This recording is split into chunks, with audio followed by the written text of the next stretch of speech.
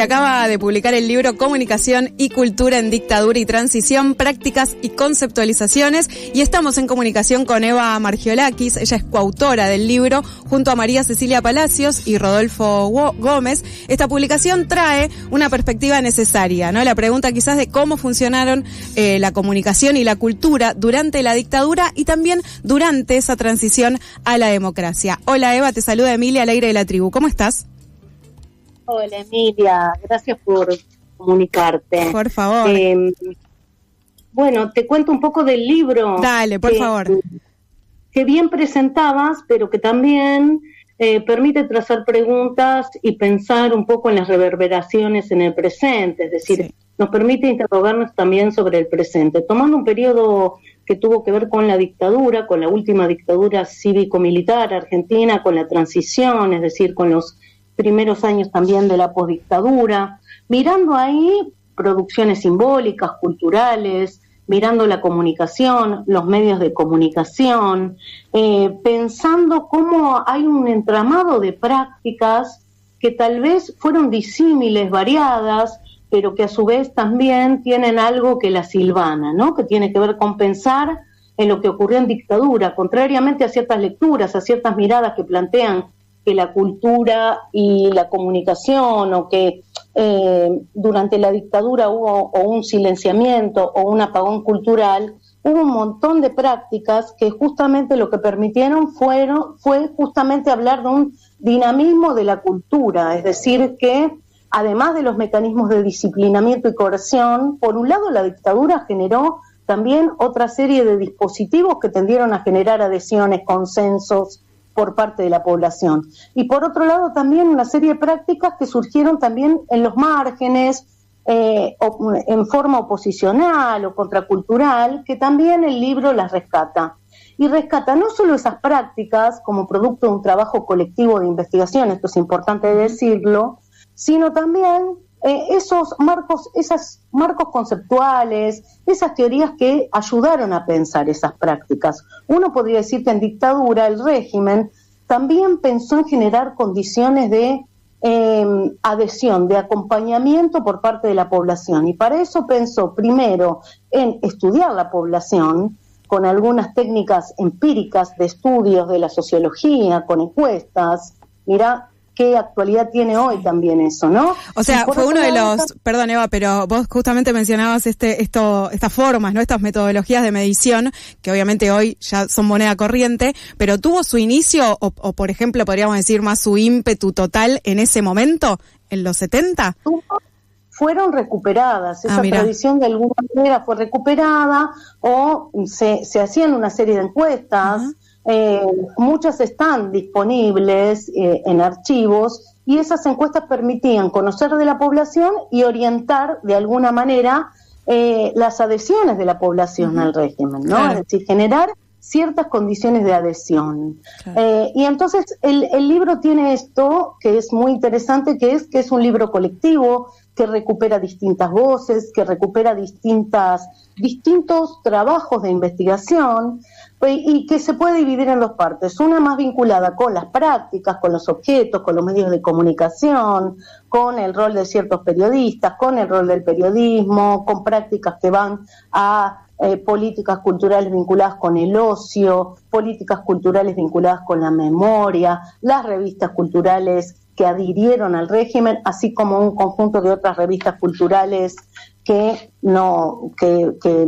en todo caso contrastaron la mirada del régimen, se ubicaron dentro del universo de las revistas subterráneas, pero también una serie de mecanismos vinculados con la acción psicológica, con la propaganda del régimen, y a su vez una serie de trabajos que piensan un poco, por ejemplo, en la tradición empírica, en la idea de transición, en cómo la sociología impregnó ciertos estudios durante la dictadura, también sobre la fotografía en la década del 80, que tuvo un rol importante a partir de la conformación de distintos grupos culturales.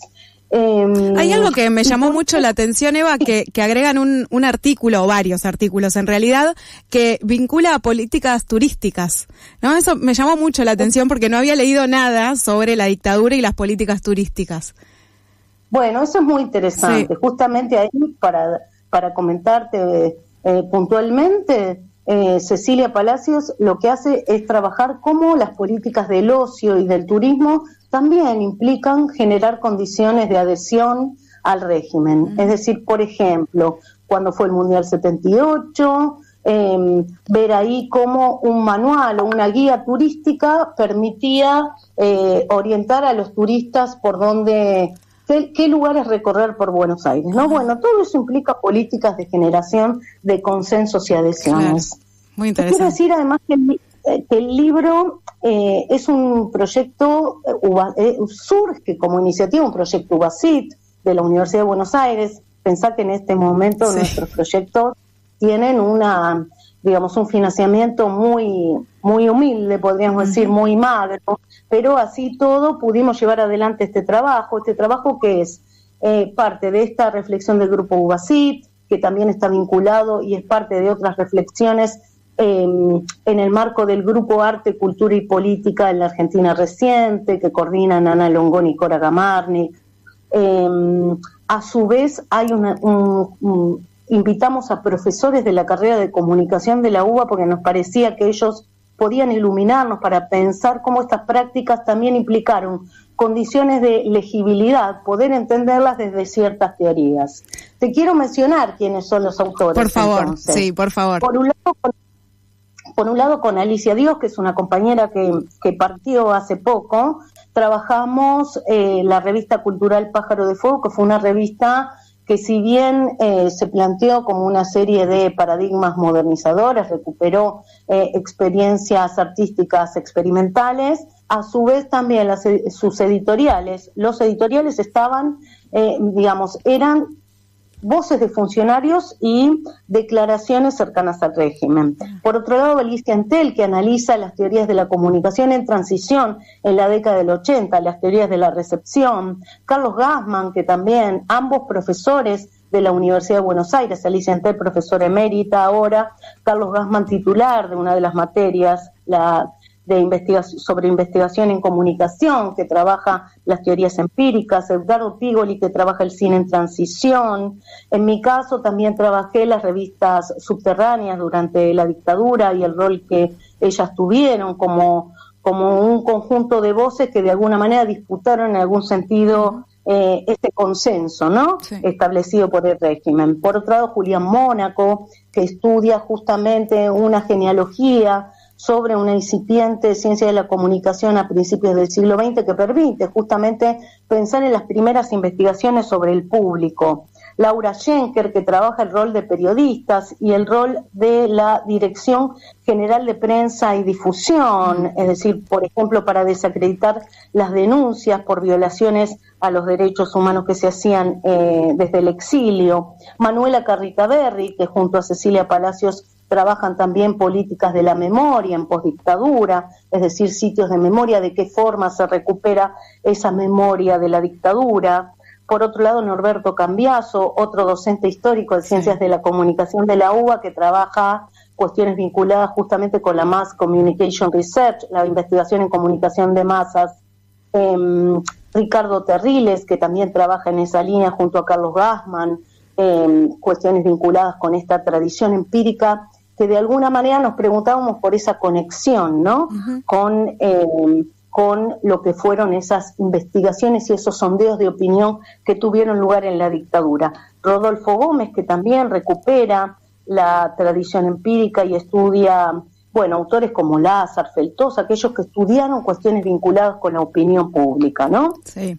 Por otro lado, Silvia Jurgiel, que trabaja la revista Gente y ese discurso moral alrededor de miembros de la Junta Militar, ¿no? Es decir, cómo la revista Gente se encargó de alguna manera de mostrar esas imágenes cotidianas y familiares de algunos miembros de la Junta que permitieron justamente también generar esas condiciones de consenso y adhesión. Por otro lado, Silvia Pérez Fernández, que estudia la fotografía en transición en la década del 80, esos colectivos fotográficos que intentaron documentar algo de la realidad en esa época, y cierra también Virginia Vizcarra, miembro también del grupo, que investiga sobre los manuales, es decir, qué pasaba ahí en esa propuesta discursiva de los manuales de una materia que tuvimos durante la dictadura en el secundario, que fue formación moral y cívica, ¿no? Que planteaba, bueno, esto, justamente la transmisión de ciertos valores vinculados con la familia, la moral cristiana y ciertas condiciones de moralidad, ¿no? Eva, ¿sabés qué? Perdón, creo que falta alguien, ¿no? Falta gente, sí. ¿O no? ¿Mencionaste a todos? ¿Quién decís que falta? Julia, a Julia Risler, ¿la mencionaste? Sí.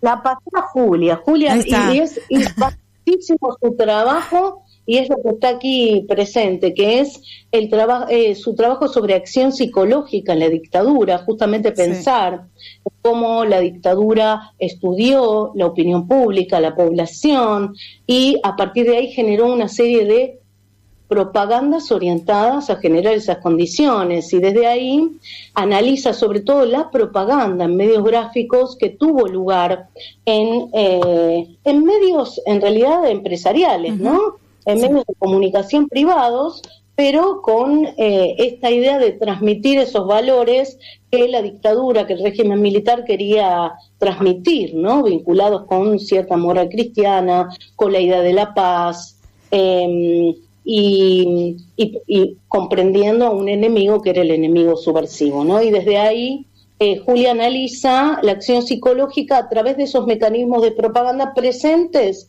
en campañas fomentadas muchas veces, por ejemplo, por el Consejo Publicitario Argentino, que lo que hacían era justamente proponer, o justamente esos afiches generaban ciertas condiciones de adhesión, ¿no?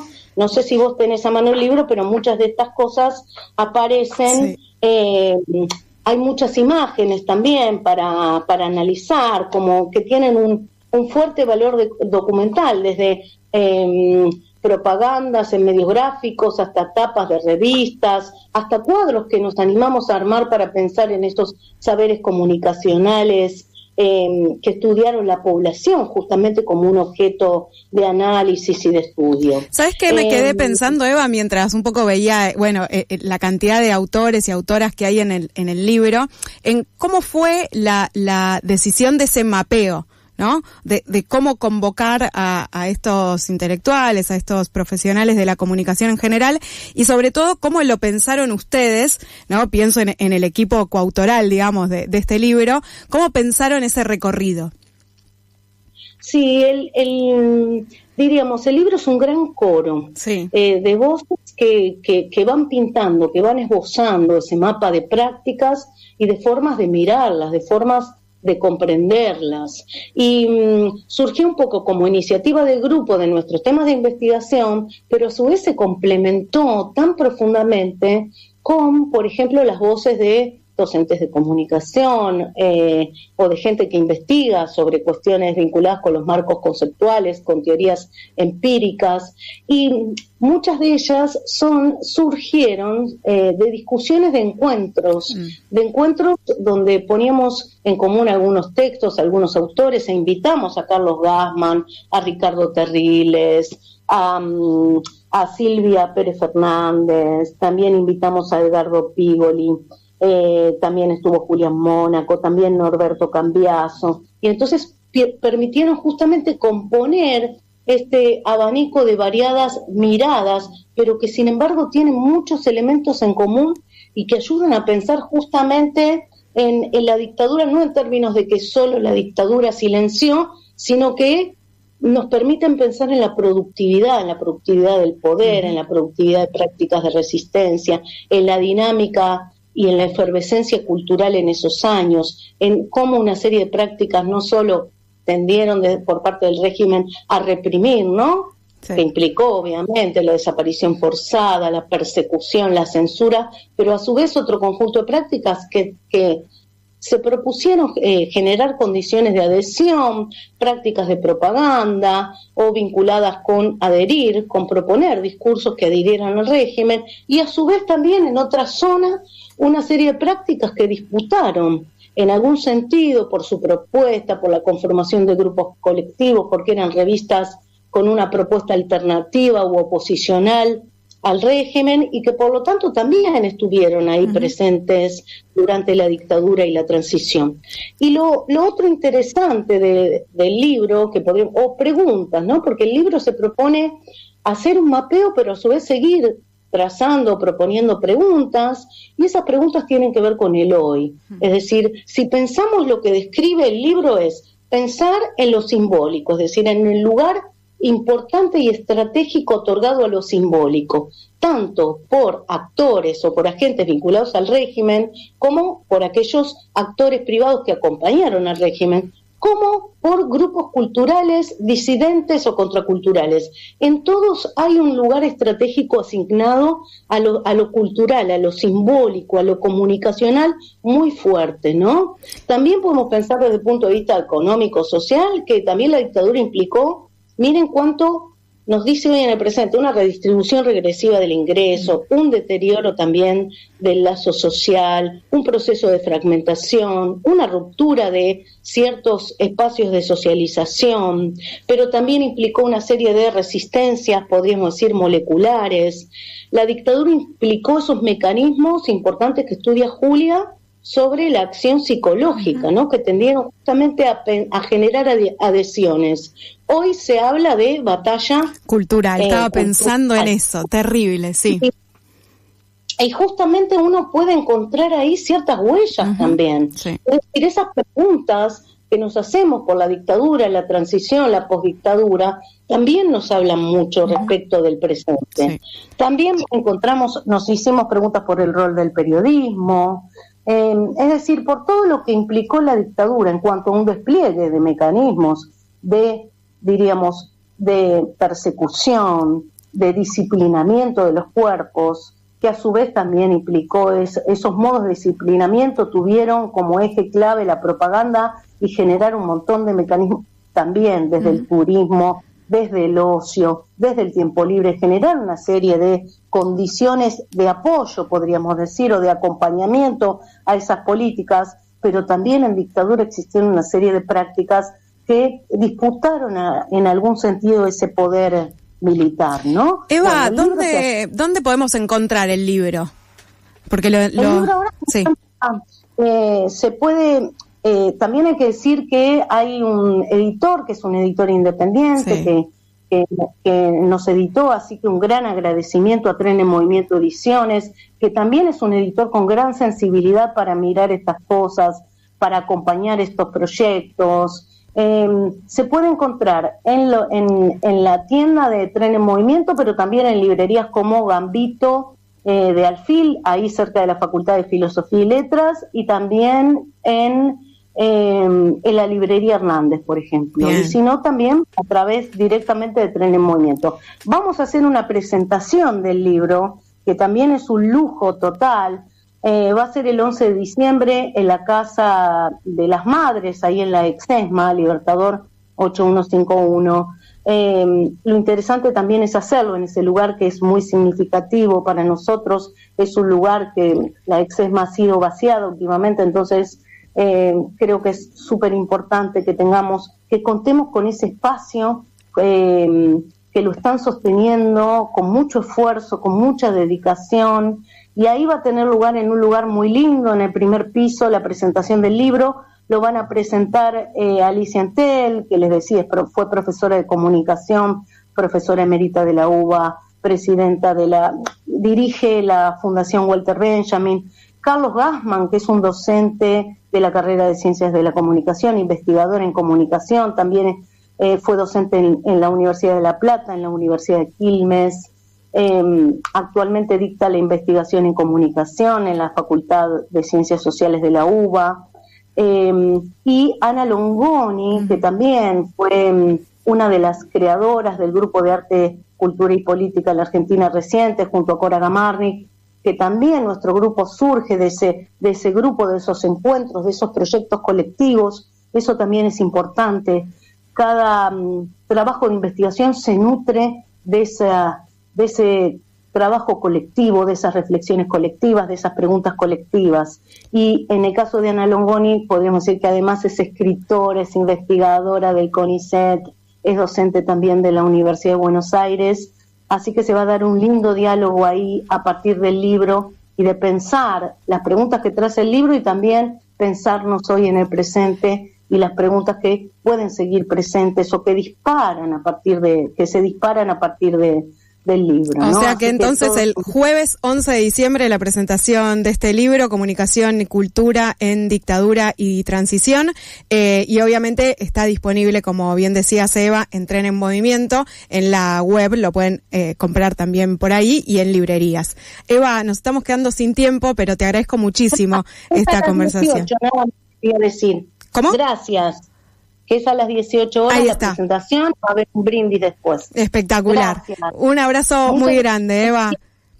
Un beso, gracias. Por favor, felicitaciones entonces por este trabajo publicado. Estábamos charlando recién con Evangelina Margiolakis, que es una de las coautoras de este libro Comunicación y Cultura en Dictadura y Transición.